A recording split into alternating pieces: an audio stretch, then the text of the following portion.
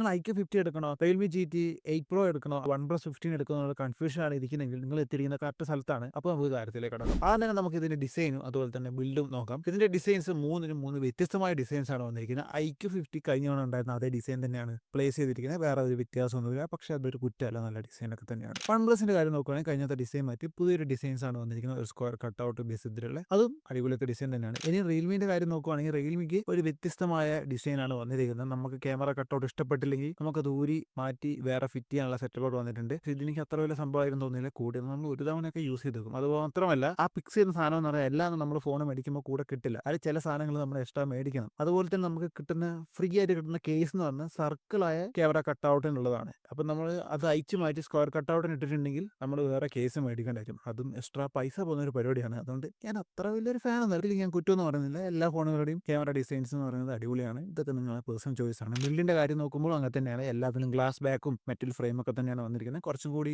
Improved quality OnePlusന് ഉണ്ട് എന്ന് പറഞ്ഞിട്ട് ഷസാം ബ്രോ മെൻഷൻ ചെയ്തതായിട്ട് കണ്ടു. ഇനി ഡിസ്പ്ലേന്റെ കാര്യം നോക്കുകയാണെങ്കിൽ OnePlusൽ വന്നിരിക്കുന്ന 1.5K റെസൊല്യൂഷനുള്ള 165 ഹെർട്സ് സപ്പോർട്ട് ചെയ്യുന്ന LTPO സപ്പോർട്ടുള്ള ഒരു OLED ഡിസ്പ്ലേ ആണ്. ഇതിൽ 165 ഹെർട്സ് എന്ന് പറയുന്നത് നിങ്ങൾക്ക് ഫുൾ ടൈം ഉപയോഗിക്കാൻ പറ്റുന്നതായിരിക്കില്ല. നോർമലി നിങ്ങൾക്ക് 120 ഹെർട്സ് ആയിരിക്കും കിട്ടുക. എന്നാൽ നിങ്ങൾ ഗെയിം കളിക്കുന്ന സമയത്തൊക്കെ നിങ്ങൾക്ക് 165 ഹെർട്സ് ഉപയോഗിക്കാൻ പറ്റുന്നതായിരിക്കും. അപ്പോൾ നിങ്ങൾ ഗെയിം കളിക്കുന്ന സമയത്ത് നിങ്ങൾക്ക് ഒരു അഡ്വാൻറ്റേജ് കിട്ടുന്നതായിരിക്കും. ഇനി ഐക്യുവിന്റെ കാര്യം നോക്കുകയാണെങ്കിൽ ഇതിൽ വന്നിരിക്കുന്ന 6.85 ഇഞ്ചിന്റെ 2K റെസൊല്യൂഷനുള്ള 140 hertz refresh rate support ചെയ്യുന്ന LTP ഉള്ള ഒരു AMOLED ഡിസ്പ്ലേ ആണ് ഇതിൽ വന്നിരിക്കുന്നത്. റിയൽമിയിൽ വന്നിരിക്കുന്നത് 6.78 ഇഞ്ചിന്റെ 140 ഹെർട്സ് റിഫ്രഷ് റേറ്റ് സപ്പോർട്ട് ചെയ്യുന്ന 2K റെസൊല്യൂഷനുള്ള LTPS ഉള്ള ഒരു AMOLED ഡിസ്പ്ലേ ആണ് വന്നിരിക്കുന്നത്. ഇതിൽ നിങ്ങൾക്ക് LTPS എന്താണെന്ന് അറിയില്ലെങ്കിൽ LTPക്ക് നമ്മൾ ഗെയിം ഒക്കെ കളിക്കുന്ന സമയത്ത് നമുക്ക് ഈ 140 ഹെർട്സ് തന്നെ കിട്ടും. ഇനി അതല്ല അല്ലാതെ നമ്മൾ ഒരു സ്റ്റാറ്റിക് ആയ എന്തെങ്കിലും ഇമേജ് ഒക്കെ പ്ലേസ് ചെയ്തിരിക്കുന്ന സമയത്താണെങ്കിൽ അതിന്റെ റിഫ്രഷ് റേറ്റ് 1 ഹെർട്സിലേക്ക് പോകുന്നതായിരിക്കും. അതിലൂടെ ബാറ്ററി സേവ് ചെയ്യാൻ സാധിക്കും. എന്നാൽ LTPSന്റെ കാര്യം അങ്ങനെയല്ല. ഇതിൽ ഈ 1 ഹെർട്സ് വരെ പോകാൻ സാധിക്കത്തില്ല. 30 ഹെർട്സ്, 60 ഹെർട്സ്, 90 ഹെർട്സ്, 120 ഹെർട്സ് അങ്ങനെ സ്വിച്ച് ചെയ്യാനാണ് പറ്റുന്നത്. അതുപോലെ തന്നെ GTന്റെ കാര്യത്തിൽ വേറെ കാര്യം എന്ന് പറഞ്ഞാൽ ഈ 140 ഹെർട്സും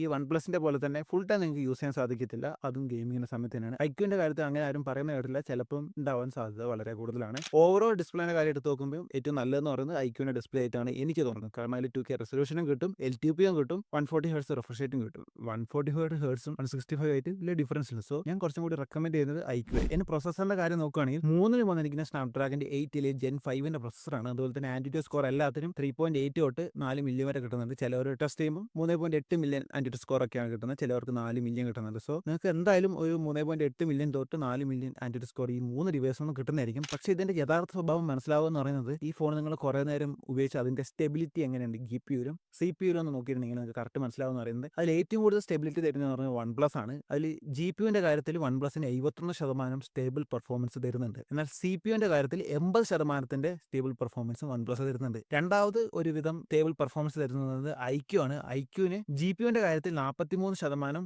സ്റ്റേബിൾ പെർഫോമൻസും CPUവിന്റെ കാര്യത്തിൽ 58% സ്റ്റേബിൾ പെർഫോമൻസും തരുന്നുണ്ട്. ഇനി റിയൽമി GTന്റെ കാര്യം നോക്കുമ്പോൾ അതിനാണ് ഏറ്റവും കുറഞ്ഞ ഒരു സ്റ്റേബിൾ പെർഫോമൻസ് തരുന്നത് പറയുന്നത്. GPUവിന്റെ കാര്യത്തിൽ 38%, അതുപോലെ തന്നെ CPUവിന്റെ കാര്യത്തിൽ 63% സ്റ്റേബിൾ പെർഫോമൻസ് ആണ് കിട്ടുന്നത്. അപ്പോൾ നിങ്ങൾ ഗെയിം കളിക്കുന്നവരൊക്കെ ആണെങ്കിൽ ഇതൊന്ന് കൺസിഡർ ചെയ്യുന്ന കാര്യം നല്ലതായിരിക്കും. കാരണം സ്റ്റേബിൾ പെർഫോമൻസ് തന്നിട്ടുണ്ടെങ്കിൽ നിങ്ങൾക്ക് നല്ല തോതിൽ ഗെയിം കളിക്കാൻ പറ്റും. അല്ലെങ്കിൽ ഫ്രെയിം ഡ്രോപ്സും ലാഗ്സും ഒക്കെ ഉണ്ടാവാനുള്ള സാധ്യത വളരെ കൂടുതലാണ്. ഇനി ക്യാമറയുടെ കാര്യം നോക്കുകയാണെങ്കിൽ ഐക്യുവിലും OnePlusലും വന്നിരിക്കുന്ന 50 MBന്റെ 3 ട്രിപ്പിൾ ക്യാമറ സെറ്റപ്പ് ആണ്. എന്നാൽ ആകെ ഒരു ചേഞ്ച് വന്നിരിക്കുന്നത് റിയൽമി GTയിലാണ്. അതിൽ മെയിൻ ക്യാമറയും അൾട്രാ വൈഡും 50 MBന്റെയും എന്നാൽ ടെലിഫോട്ടോ വന്നിരിക്കുന്നത് 200 MBന്റെ ആണ്. ആ ഒരു ചേഞ്ച് ഉണ്ട്. പക്ഷേ ഫോട്ടോന്റെ റിസൾട്ട് നോക്കുമ്പോൾ അത്ര വലിയ വ്യത്യാസമൊന്നും കാണുന്നില്ല. ആകെ ഫോട്ടോന്റെ ഒരു ക്വാളിറ്റി ടെലിഫോട്ടോയിൽ റിയൽമി GT തരുന്നുണ്ട് എന്ന് മാത്രമേ ഉള്ളൂ. ഇനി ഫ്രണ്ട് ക്യാമറയുടെ കാര്യം നോക്കുകയാണെങ്കിൽ മൂന്നിനും വന്നിരിക്കുന്നത് 38 MBന്റെ ക്യാമറയാണ്. അതിൽ ഈ ഐക്യുവിന്റെ ക്യാമറ കുറച്ചും കൂടി വൈറ്റ് വാഷ് ആയ ഒരു റിസൾട്ട് പ്രൊഡ്യൂസ് ചെയ്യുന്ന പോലെയൊക്കെയാണ് എനിക്ക് റിവ്യൂസ് കണ്ടപ്പോൾ തോന്നിയത്. അപ്പോൾ നിങ്ങൾ ക്യാമറ നോക്കിയിട്ടാണ് ഈ ഫോൺ എടുക്കുന്നതെങ്കിൽ നിങ്ങൾ ഇതിന്റെ ഒരു ഡീറ്റെയിൽ റിവ്യൂ കാണുന്നത് വളരെ നല്ല കാര്യമായിരിക്കും. പക്ഷേ സ്പെക്കിന്റെ കാര്യം വെച്ച് നോക്കുമ്പോൾ ഒരു എഡ്ജ് ഉള്ളത് റിയൽമി GTക്ക് തന്നെയാണ്. ഇനി ബാറ്ററിന്റെ കാര്യം നോക്കുകയാണെങ്കിൽ OnePlusൽ വന്നിരിക്കുന്ന 7300 mAhന്റെ ഒരു ബാറ്ററിയും 120 വാട്ടിന്റെ ചാർജറും 50 വാട്ടിന്റെ വയർലെസ് ചാർജിങ്ങും 10 വാട്ടിന്റെ റിവേഴ്സ് ചാർജിംഗ് ആണ്. ഐക്യുവിന്റെ കാര്യം എടുത്ത് നോക്കുമ്പോൾ 7000 mAhന്റെ ബാറ്ററിയും 100 വാട്ടിന്റെ ചാർജറും 40 വാട്ടിന്റെ വയർലെസ് ചാർജിങ്ങും 10 വാട്ടിന്റെ റിവേഴ്സ് ചാർജിംഗ് ആണ്. റിയൽമി GTന്റെ കാര്യം എടുത്ത് നോക്കുമ്പോൾ അതിൽ 7000 mAhന്റെ ബാറ്ററിയും 120 വാട്ടിന്റെ വയർഡ് ചാർജിങ്ങും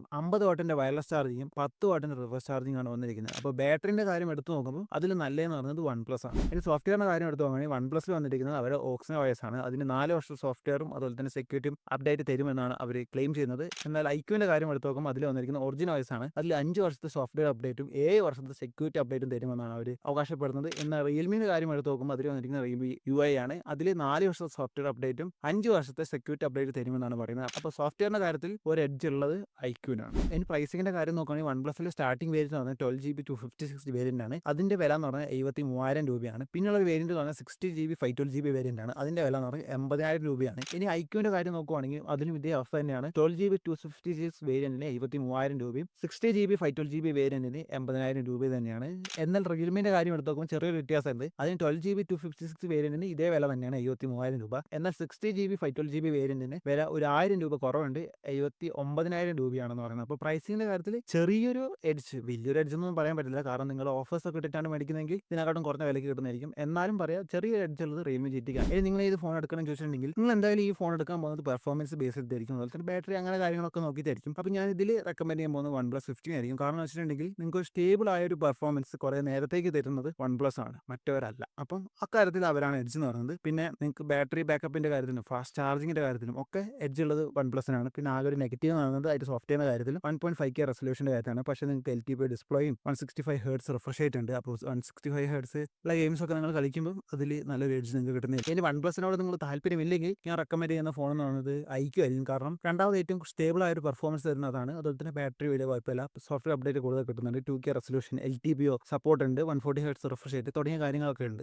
ഞാൻ എന്തായാലും റിയൽമി GT 8 Pro റെക്കമെൻഡ് ചെയ്യില്ല. കാരണം എന്ന് പറയുന്നത് പെർഫോമൻസിന്റെ കാര്യത്തിൽ സ്റ്റേബിൾ പെർഫോമൻസ് അല്ല തരുന്നത്. ഈ സെഗ്മെന്റിൽ നമ്മൾ ഫോൺ എടുക്കുന്നത് നമുക്ക് ഗെയിം കളിക്കാനും തുടങ്ങിയ കാര്യങ്ങളൊക്കെയാണ്. കാരണം ഇതൊരു പെർഫോം ബേസ്ഡ് ഫോണാണ്. അപ്പോൾ ആ പെർഫോമൻസിന്റെ കാര്യത്തിൽ തന്നെ ഇങ്ങനെ ഒരു സ്റ്റേബിൾ പെർഫോമൻസ് തരുന്നില്ലെങ്കിൽ അത്ര നല്ല ഫോണായിട്ട് എനിക്ക് തോന്നിയില്ല. പിന്നെ LTPS ഡിസ്പ്ലേ ആണ്. അപ്പം ബാറ്ററിന്റെ കാര്യത്തിലും കുറച്ചും കൂടി എഡ്ജ് ഉള്ളത് ബാക്കി രണ്ട് ഫോണുകൾക്കാണ്. അതുപോലെ തന്നെ 4 ഇയർ സോഫ്റ്റ്വെയർ അപ്ഡേറ്റ് ഉള്ളൂ. പക്ഷേ IQ നിങ്ങൾക്ക് 5 ഇയർ കിട്ടുന്നുണ്ട്. അല്ലെങ്കിൽ അതിനെക്കാട്ടും നല്ല പെർഫോമൻസ് തരുന്ന OnePlus നിങ്ങൾക്ക് 4 ഇയർ. അങ്ങനെയൊക്കെ നോക്കുമ്പോൾ ഞാൻ എന്തായാലും റിയൽമി GT റെക്കമെൻഡ് ചെയ്യുന്നില്ല. പിന്നെ ഞാൻ പറഞ്ഞത് മാത്രമായിട്ട് നിങ്ങൾ ഫോൺ മേടിക്കാൻ കൺസൾട്ട് ചെയ്യേണ്ട, ബാക്കിയുള്ള ഒരു റിവ്യൂ ഒന്ന് കണ്ടുനോക്കുക. അപ്പോൾ ഇതാണ് ഇന്നത്തെ വീഡിയോ എന്ന് പറഞ്ഞാൽ. അടുത്തൊരു വീഡിയോ പിന്നെ കാണാം.